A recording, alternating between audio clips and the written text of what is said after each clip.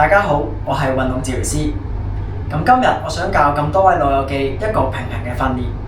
咁喺屋企咧，大家可以揾一面牆，又或者係一張穩定嘅凳。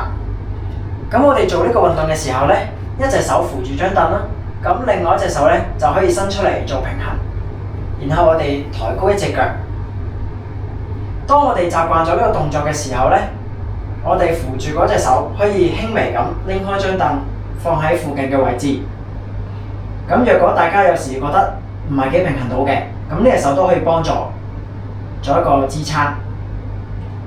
好，咁我哋咧每一組做30秒，咁做完30秒之後咧就可以換第二隻腳再做。咁每日做3組，每組就30秒。咁如果做緊嘅過程，大家覺得比較搖晃嘅、唔穩定，又或者係做緊嘅時候會覺得唔舒服，咁呢個運動就應該即刻停止，同埋揾相熟嘅治療師去同你應對呢個咁嘅情況。